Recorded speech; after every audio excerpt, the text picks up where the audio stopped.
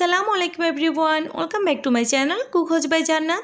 আজকে আমি আপনাদেরকে চিজ, ডিম আর আলু দিয়ে একটি বিকেলের নাস্তা তৈরি করে দেখাবো। আর এই নাস্তাটা কিন্তু আপনারা যদি বাসায় তৈরি করেন, বাচ্চা থেকে বয়স্ক সবাই অনেক বেশি পছন্দ করবে, যেহেতু এর মধ্যে চিজ দেওয়া রয়েছে। আর চাইলে এই নাস্তাটা আপনারা স্টোর করে রেখে দিতে পারবেন প্রায় 1 মাসের মতো।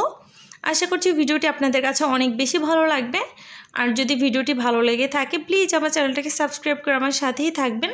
তাহলে চলুন দেখে নিই কীভাবে এই নাস্তাটা তৈরি করতে হবে। আর এই জন্য একটি মিক্সিং বোলের মধ্যে আমি নিয়ে নিয়েছি 1.5 কাপ পরিমাণে ময়দা। আপনারা চাইলে এখানে আটা দিয়েও কিন্তু এই নাস্তাটা তৈরি করতে পারবেন। দিয়ে দিচ্ছি 1 টেবিল চামচ পরিমাণে সয়াবিন তেল আর স্বাদ মতো লবণ দিয়ে দিচ্ছি। আর এখন এই তেল আর লবণের সাথে ময়দার মিশ্রণটা খুব সুন্দর করে মেখে নিতে হবে, যাতে করে এটা এমনভাবে কোটিংটা করতে হবে যাতে করে এটা সুন্দর একটা কনসিস্টেন্সিতে চলে আসে, মানে এটা মুঠো করলে মুঠো হয়ে থাকবে এরকম। দেখুন এটা হচ্ছে না, মানে এখানে আরও আমাদের কিছুটা তেলের প্রয়োজন পড়বে। এই জন্য এখানে আমি আরও প্রায় 2 টেবিল চামচের মতো দিয়ে দিলাম সয়াবিন তেল। আর এটাকে দিয়ে খুব সুন্দর করে হাত দিয়ে মেখে নিতে হবে যাতে করে সম্পূর্ণ ময়দার মিশ্রণের সাথে এই তেলটা ভালোভাবে মিশে যায়। এটা এমন হবে যে এটা মুঠো করলে মুঠো হয়ে থাকবে, এরকম হলে মনে করবেন এটা হয়ে গিয়েছে। আর তারপর এর মধ্যে অল্প অল্প করে রুমের স্বাভাবিক তাপমাত্রার থাকা পানি দিয়ে এটাকে সুন্দর একটা ডো তৈরি করে নিতে হবে। দেখুন ঠিক যেরকম রুটি বা পরোটা বানায় ঠিক সেরকম একটা ডো তৈরি করে নিতে হবে। আর এই ডোটা তৈরি হয়ে গেলে এটাকে কমপক্ষে আধা ঘন্টার জন্য এটাকে রেস্টে রেখে দিতে হবে, এতে করে রুটিটা যখন আমরা বানাবো তখন এটা সুন্দরভাবে বেলা যাবে। আর এখানে আমরা কিছু উপকরণ নিয়ে নিয়েছি, এই জন্য এখানে প্রায় 250 গ্রামের মতো নিয়ে নিয়েছি মোজারেলা চিজ, মিডিয়াম সাইজের নিয়েছি 4টা আলু আর একটা ডিম আমি গ্রেট করে নিয়েছি। আর এখানে আমি নিয়েছি প্রায় হাফ কাপের মতো ধনিয়া পাতা কুচি, আধা চা চামচ করে জিরার গুঁড়া, হলুদের গুঁড়া আর মরিচের গুঁড়া নিয়েছি।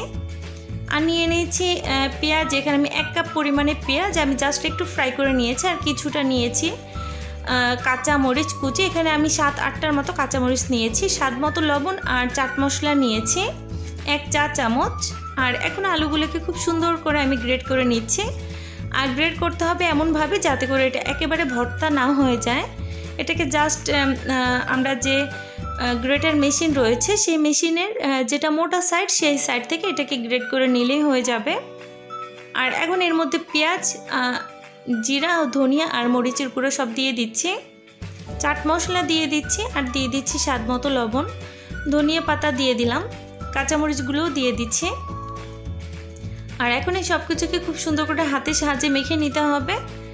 আর এটা খুব আলতো হাতে মেখে নিলেই হয়ে যাবে, কারণ আলুটাকে কোনোভাবে কিন্তু ভর্তা করে ফেলা যাবে না। আর আমরা যে ডিমটাকে গ্রেট করে রেখেছিলাম সেই ডিমগুলোকে সবার শেষে এর মধ্যে দিয়ে এটাকে খুব সুন্দর করে মেখে নিতে হবে। আর আপনারা চাইলে এখানে ডিমের পরিমাণটা একটু বাড়িয়ে নিতে পারেন, আর যদি আপনারা বেশি করে করতে চান সেক্ষেত্রে সব কিছু একটু বাড়িয়ে বাড়িয়ে করলেও হয়ে যাবে। আর এদিকে আমাদের আধা ঘন্টা শেষ, এরই মাঝে আমাদের কিন্তু আমরা যে ডোটা তৈরি করেছিলাম ময়দার, সেই ডোটাও কিন্তু এরই মাঝে অনেকটা সফট হয়ে গিয়েছে। আর এখন হাতের সাহায্যে জাস্ট একটু মথে নিয়ে এটাকে আমরা যে লিচির মতো করে নেব ঠিক সেরকম কয়েকটা শেপ দিয়ে নিচ্ছি। আর এখানে আমি কিভাবে করছি সেটা আপনাদের কিন্তু দেখে তারপর বুঝে নিতে হবে। আপনারা যে কোনো নাইফের সাহায্যে কিন্তু এই কাজটা করতে পারবেন। আর এখানে আমি মিডিয়াম সাইজের করে এগুলোকে কেটে নিচ্ছি। আর সবকটা কেটে নেওয়া হয়ে গেলে এর মধ্যে আমি একটা লেচির মতো নিয়ে নিয়েছি। আর এখন এগুলোকে বেলে নিতে হবে, জাস্ট একটু ময়দা ছিটিয়ে নিয়েছি উপরে, তারপর এটাকে ঠিক যেরকম আরও রুটি বেলে ঠিক সেরকম একটা রুটি বেলে নিতে হবে। আর এখন এখানে আমরা একটা মিশ্রণ তৈরি করব, এই জন্য এখানে একটা বাটির মধ্যে আমি নিয়ে নিচ্ছি 2 চা চামচ পরিমাণে ময়দা আর দিয়ে দিচ্ছি সামান্য পরিমাণে পানি। আর অল্প অল্প করে পানি দিয়ে কিন্তু এটাকে সুন্দর একটা ব্যাটার তৈরি করে নিতে হবে।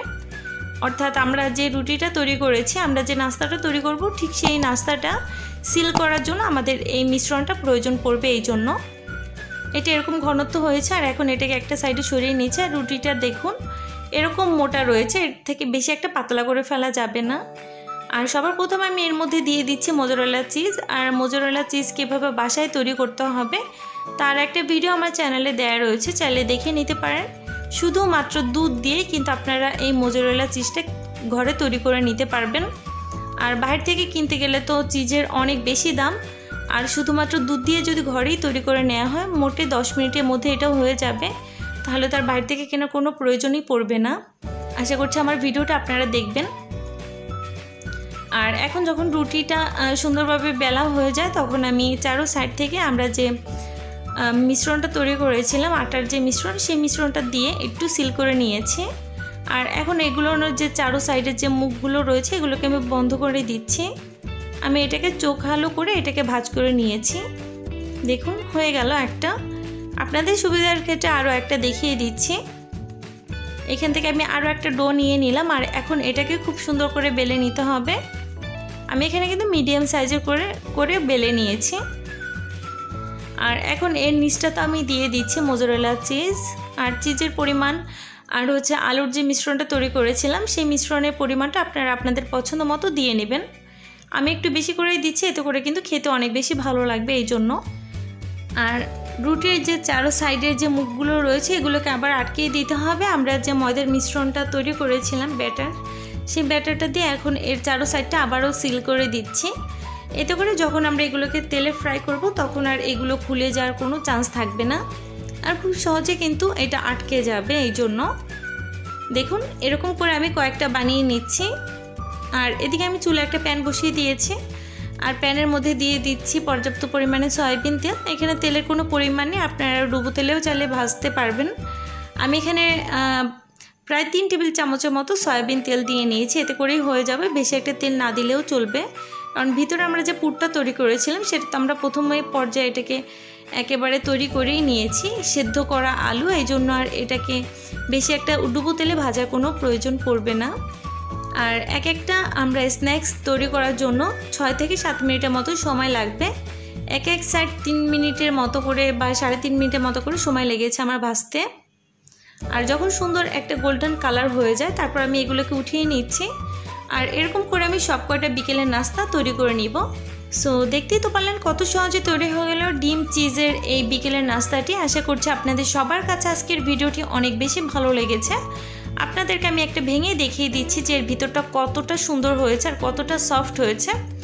আশা করছি আপনাদের কাছে অনেক বেশি ভালো লেগেছে ভিডিওটি। যদি ভিডিওটি ভালো লেগে থাকে অবশ্যই আমার ভিডিওটি থেকে লাইক দিবেন, আর কমেন্ট সেকশনে এসে জানাবেন যে আপনাদের কাছে কেমন লেগেছে। আর যারা আমার চ্যানেলটা এখনও সাবস্ক্রাইব করেনি প্লিজ আমার চ্যানেলটাকে সাবস্ক্রাইব করে আমার সাথেই থাকবেন। আর যারা আমার চ্যানেলটাকে সাবস্ক্রাইব করেছেন তাদেরকে আমার মন থেকে অসংখ্য ধন্যবাদ। আর এরকম সব পছন্দের ভিডিও নিয়ে হাজির হয়ে যাব আপনাদের সাথে অন্য কোনো দিন। সে পর্যন্ত সবাই ভালো থাকবেন, সুস্থ থাকবেন, আমাদের জন্য দোয়া করবেন। আল্লাহ হাফিজ।